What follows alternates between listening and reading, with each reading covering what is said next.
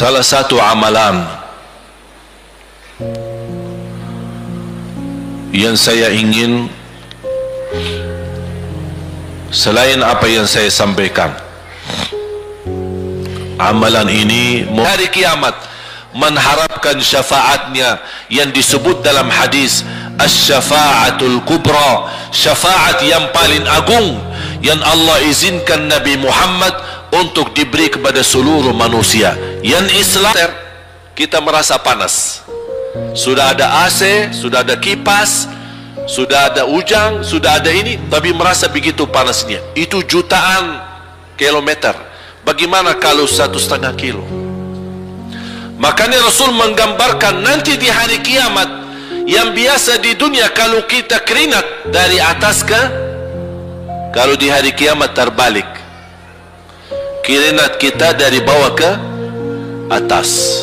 Ini tergantung dosa kita. Kata Rasulullah, ada yang keringatnya sampai ke mata kaki, ada yang sampai ke lutut, ada yang sampai ke paha, ada yang sampai ke perutnya, ada yang sampai ke dadahnya, ada yang sampai ke lehernya, bahkan ada yang sampai merasa sudah sesak nafas, ingin melamatkan diri supaya tidak tenggelam di dalam keringatnya sendiri. Dalam keadaan itu 50.000 tahun. Di situ manusia sudah merasa gelisah, sudah cukup merasa tersiksa. Semua larinya, penolong siapa yang bisa menolong kita? Kita minta tolong kepada siapa yang bisa menyampaikan hajat kita kepada Allah supaya mulai hisab? Karena sudah kita tidak kuat lagi. Semuanya larinya kepada Nabi, Nabi Adam, Nabi Ibrahim, Nabi Nuh, Nabi Musa, Nabi Isa. Semuanya jawab yang sama, nafsi, nafsi, Allahumma sallim, sallim.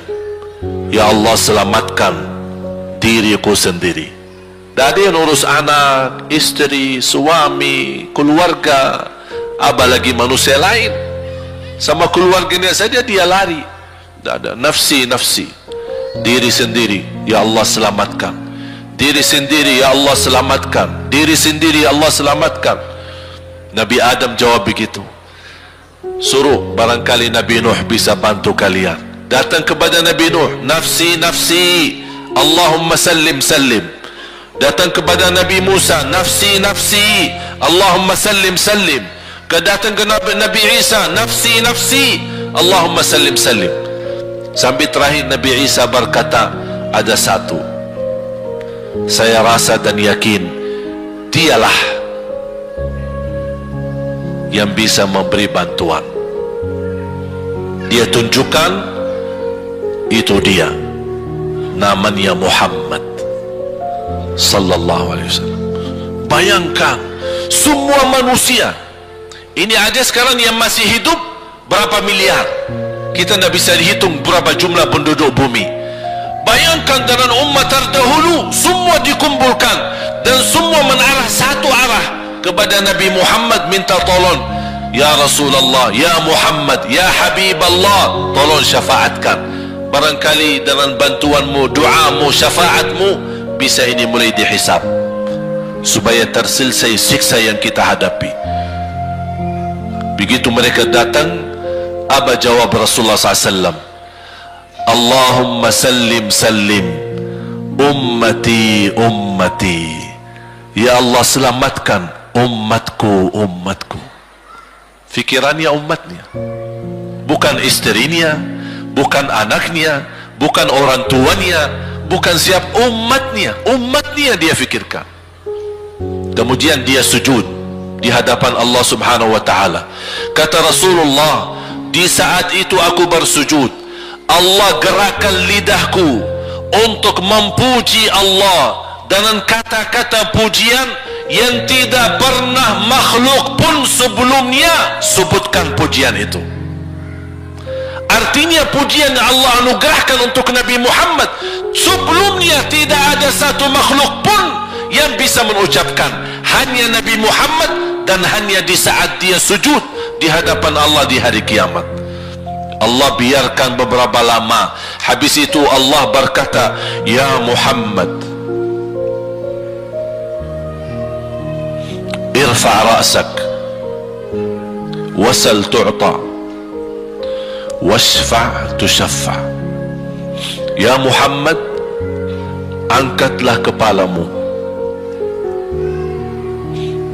dan silahkan minta apapun, aku berikan. Silahkan beri syafaat kepada siapapun, aku terima syafaatmu. Langsung dia berkata, ya Allah, kasihan manusia, mohon segera dihisab. Baru mulai dihisab, turun kitab-kitab. Ada yang mengambil kitabnya dengan tangan yang kanan, itulah bahagia. Ada yang mengambil kitabnya dengan tangan kiri. Dia berusaha sembunyikan tangan kirinya karena dia malu kalau kitabnya diterima dengan tangan kiri. Dia sembunyikan tangannya yang kiri ke belakang, larinya buku amalannya ke belakang dan langsung nempel di tangannya. Tak ada yang bisa lari di hari itu. Semua amalan, buku amalannya dibuka oleh Allah, dan akan Allah mulai menghisabkan kita satu persatu. Tak ada kelompok-kelompok, tak ada bendera, tak ada ormas, tidak ada kelompok, tidak ada pimpinan. Masing-masing benderanya kita apa? Buku amal. Dan Allah manggil kita bernama satu-satu. Ibu, sini, datang. Kata Rasulullah sallallahu alaihi wasallam, yuhasibullahu al-abida laisa bainahu wa bainahu turjuman. Allah akan hisab hamba-hambanya satu demi satu, bersatu-bersatu, dan tidak ada penerjemah. Jadi tidak bagi terjemah, translate. Ya Allah, saya tidak mengerti bahasa Arab, saya tidak mengerti bahasa, ya Allah, gimana ini, saya butuh translate atau acara supaya bisa bantu saya lulus dari hukum. Tidak ada. Yang hakim Allah, keputusannya Allah, yang menentukan Allah, mahkamah yang dikuasai Allah, hamba di hadapan Allah, saksi semua, tangan saksi, mata saksi, lidah saksi, kaki saksi, buku amal saksi, malaikat saksi. Bagaimana kita mau lari?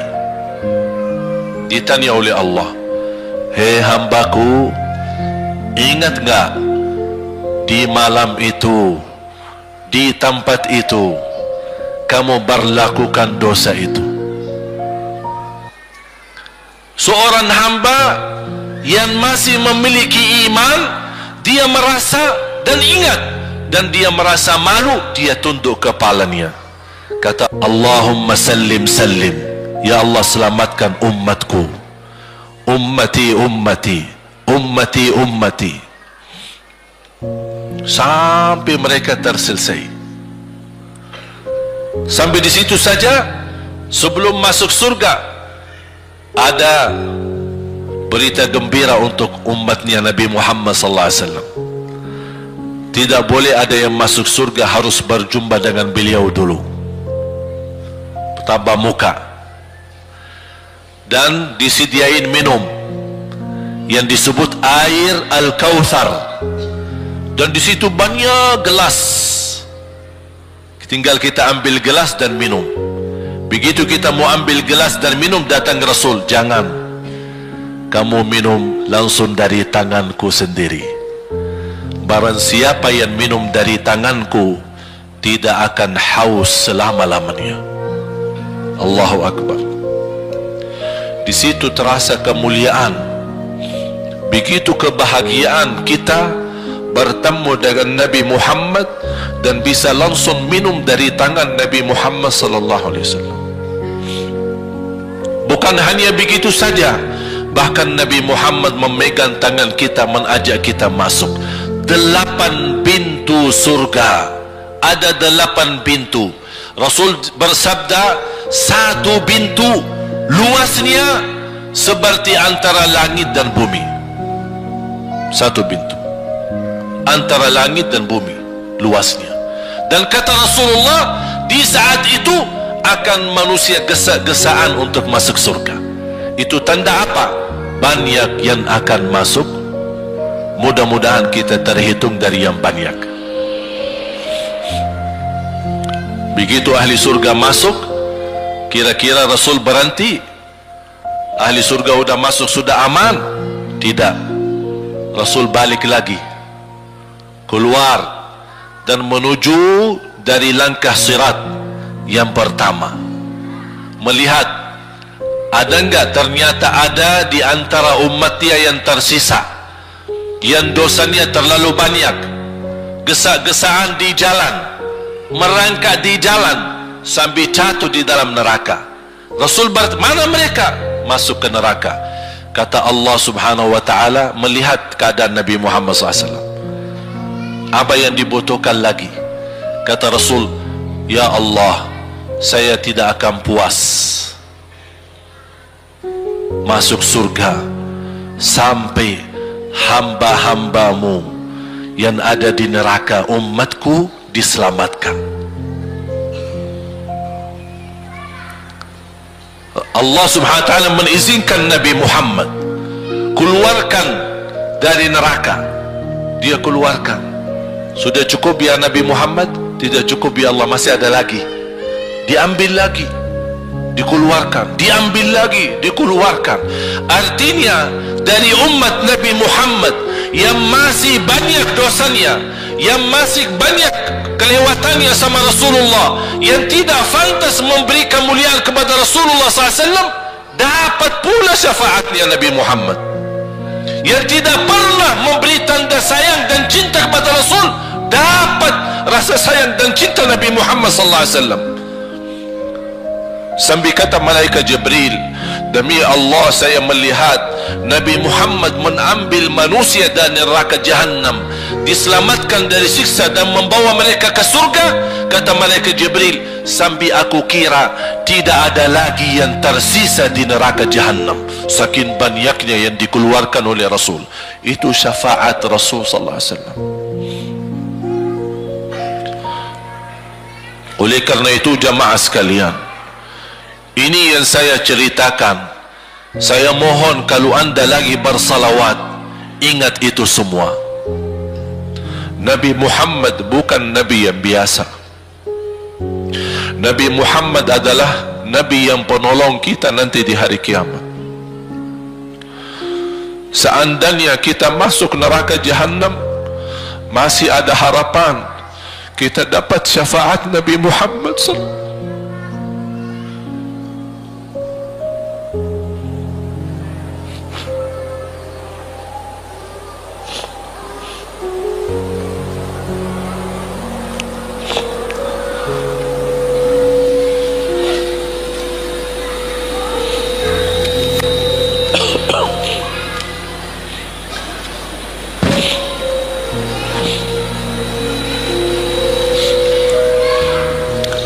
Yang masuk neraka saja dapat syafaat Rasul.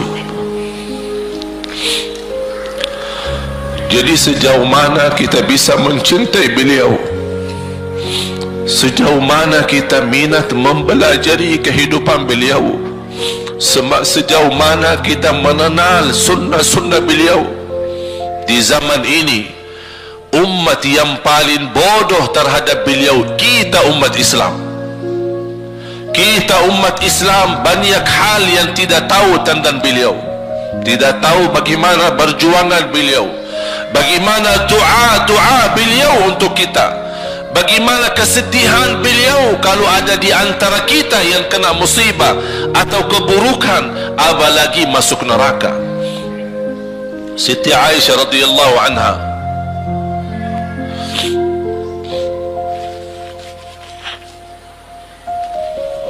Siti Aisyah radhiyallahu anha pernah minta sama Rasul doa.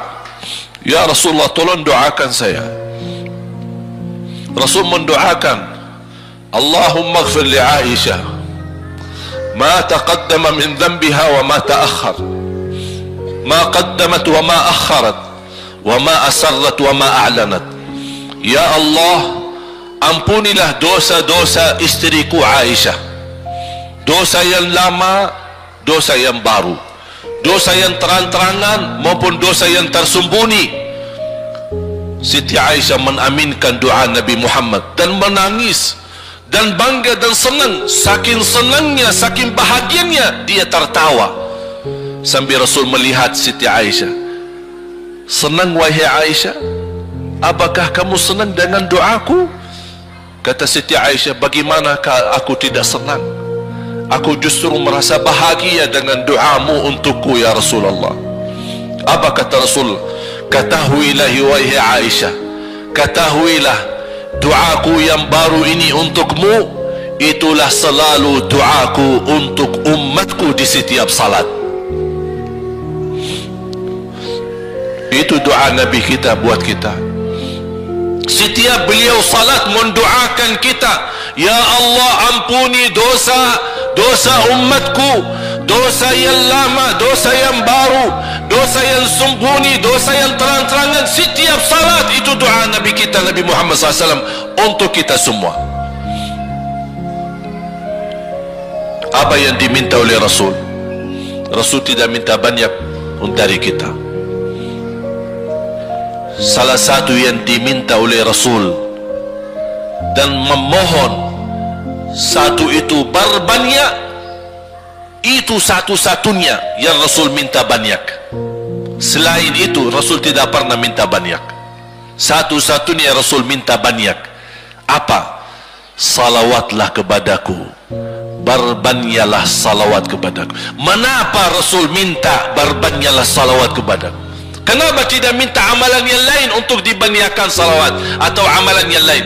Mengapa hanya salawat? Rasul berpesan berbanyaklah salawat kepadaku, karena Rasul tahu dengan kita berbanyak salawat, kita akan dijamin dapat syafaat beliau, dan itulah beliau yang diinginkan.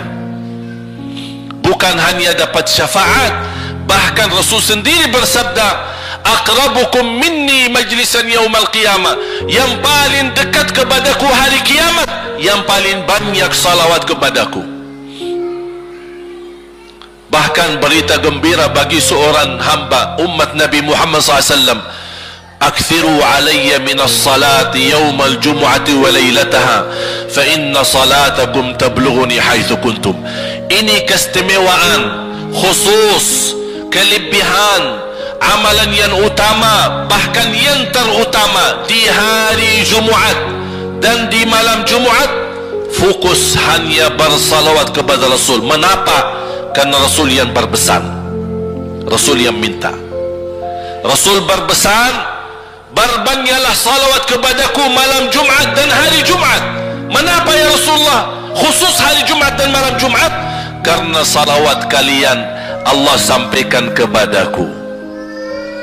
Kata guru saya, barang siapa yang ingin Rasul kenal dengan dia, berbanyaklah salawat kepada beliau, karena langsung nama kita akan sampai. Ya Rasulullah, ini salawat bapa dan ibu dari Bandung, kan sampai. Ada riwayat, ada malaikat khusus tugasnya setiap kita bersalawat dibawa kepada Rasulullah sallallahu alaihi wasallam. Allahu akbar. Bahkan ada orang bertanya kepada guru saya, Syekh Muhammad ibn Mukhtar Asy-Syanqiti, dan beliau masih hidup. Subhanallah, ketika di salah satu pertanyaan di majlis ta'lim di Masjid Nabawi, ada orang bertanya, mana yang lebih diutamakan di hari Jumat? Banyak baca Quran atau banyak salawat? Kita milih yang mana?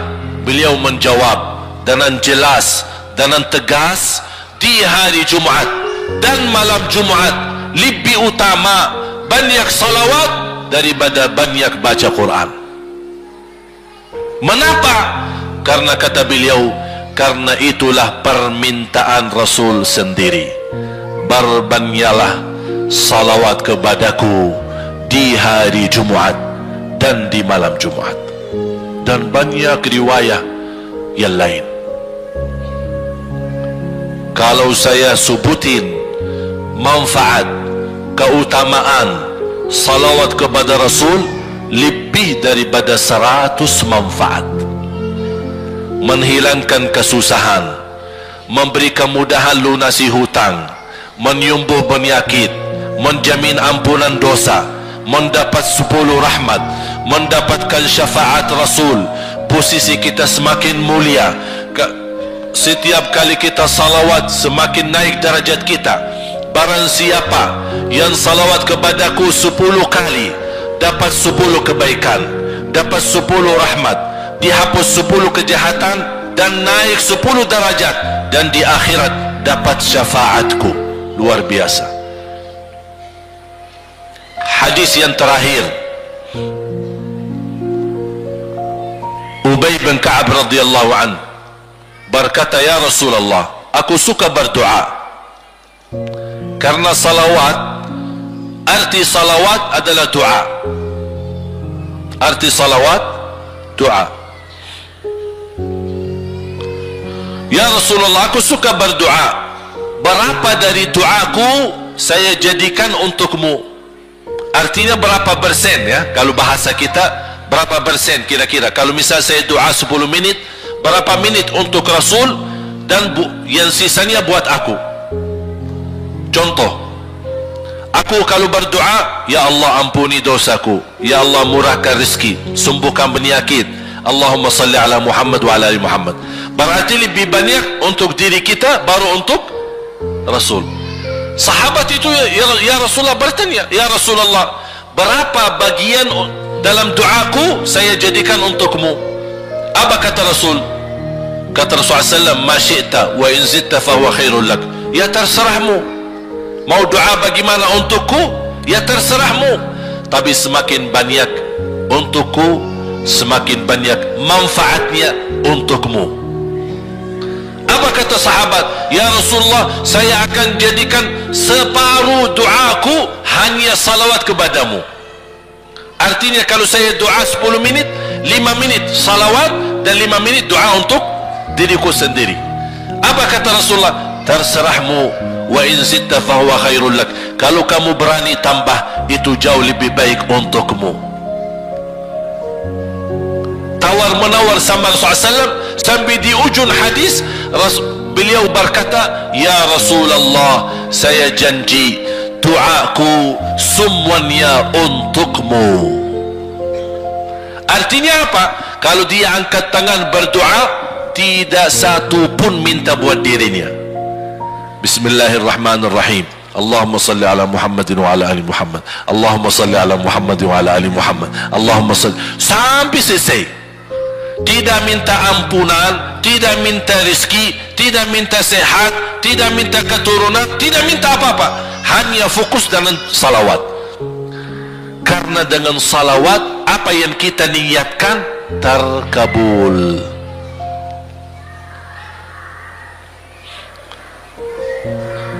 Saya dapat dari guru saya, nanti saya akan ceritakan bagaimana cara berdoa. Kata sahabat, ya Rasulullah, saya akan jadikan doaku hanya salawat kepadamu. Apa jawab Rasulullah SAW? Idzan taf'al yukfa hammuk wa yughfaru dhanbuk wa tuqda hajatuk. Kalau kamu lakukan hanya doamu, hanya salawat kepadaku, akan dihilangkan segala kesusahan, diampuni segala dosa, dan dikabulkan segala hajat. Kata ulama, apa yang diharapkan oleh manusia? Hidup di dunia tambah susah, dan hidup di akhirat tambah dosa. Betul? Itulah kita dapat dengan salawat kepada Nabi Muhammad SAW. Berdoa, ketika anda berdoa, contohnya seperti ini. Setiap anda berdoa, biasa mulai dengan bismillah dan memuji Allah Subhanahu wa ta'ala.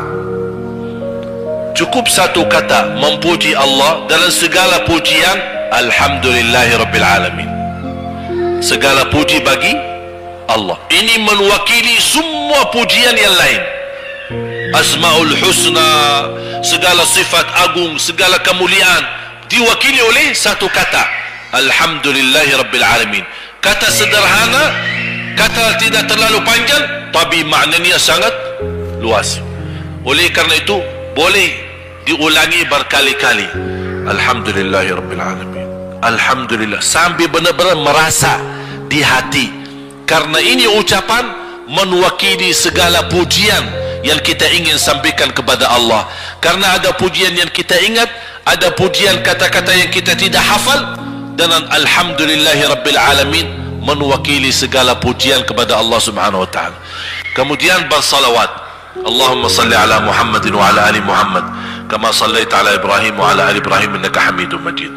Silahkan doa, ya Allah ampunilah dosaku. Allahumma salli ala Muhammadin wa ala ali Muhammad. Ya Allah sembuhkan penyakitku. Allahumma salli ala Muhammadin wa ala ali Muhammad. Ya Allah berikan kepada aku anak yang salih salihah. Allahumma salli ala Muhammadin wa ala ali Muhammad. Jadi setiap langkah doa diawali dan diakhiri salawat. Faham? Subhanallah, wallahi dahsyat.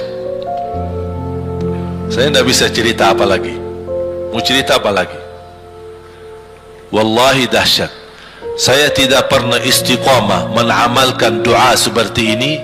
Alhamdulillah selalu terkabul. Bahkan nyata Allah kasih. Udah selesai. Wallahi jamaah sekalian, salawat kepada Nabi Muhammad bukan budaya, bukan kebiasaan, tapi amalan yang sangat manfaat buat keselamatan kita, kebahagiaan kita di dunia maupun di akhirat. Bahkan keselamatan buat anak kita, salawat kepada Nabi Muhammad SAW.